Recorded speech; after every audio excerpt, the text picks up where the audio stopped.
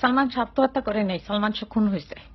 আমার হাজবেন্ড এটা করাইছে আমার ভাইকে দিয়ে, আমার হাজবেন্ড করাইছে এটা, সামিরার ফ্যামিলি করাইছে। আমার ছোট ভাইকে দিয়ে সালমান শাহকে খুন করা হয়েছে, এমন মন্তব্যকে ঘিরে চলছে বেশ আলোচনা সমালোচনা। সালমান শাহর অপমৃত্যু মামলায় এখন রূপ নিয়েছে হত্যা মামলায়। এরপর থেকে বেরিয়ে আসছে এই নায়কের মৃত্যু ঘিরে একের পর এক ঘটনা। তারই ধারাবাহিকতায় আলোচনায় এবার সালমান শাহর অন্যতম আসামি রাবেয়া সুলতানা রুবির বক্তব্য।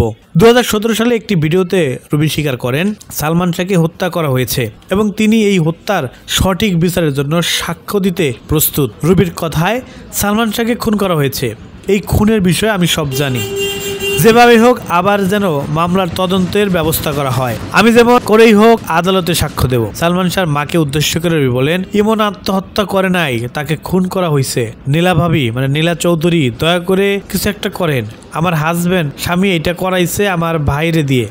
সামিরার পরিবার এই হত্যাকাণ্ড ঘটিয়েছে, আমার ছোট ভাই রুমিরে দিয়ে খুন করানো হয়েছে, রুমিকেও খুন করা হয়েছে। আমি জানি না রুমির কবর কোথায় আছে। রুমির লাশ যদি কবর থেকে তুলে ঠিক মতো আবার পোস্টমর্টম করে তাহলে দেখা যাবে ওরে গলা টিপে মেরে ফেলেছে, ওরা আমারেও খুন করার চেষ্টা করছে। এই কেস যেন শেষ না হয়। সে সময় লন্ডনে অবস্থানরত সালমান শাহর মা নীলুফা চৌধুরী বলেছিলেন, তার এই বক্তব্যের পরে বলার আর কোনো আক্ষেপ রাখে না যে আমার ছেলেকে খুন করা হয়েছিল, আমি জানতাম এই দিনটা আবার আসবে। রুবি এখন যুক্তরাষ্ট্রের ফিলাডেলফিয়ায় আছে, তাকে নিরাপত্তা দিয়ে বাংলাদেশে ফিরে আনা হোক, আর রুবি যাদের নাম বলেছে তাদের গ্রেপ্তার করা হোক, এমনটি প্রত্যাশা করেন সালমান শাহর মা। সো ভিউয়ার্স, সালমান শাহ কি সত্যি কি খুন করা হয়েছে, ব্যাপারে আপনি কি মনে করেন? আপনার গুরুত্বপূর্ণ মন্তব্য জানিয়ে কমেন্ট করতে পারেন আমাদের কমেন্ট বক্সে।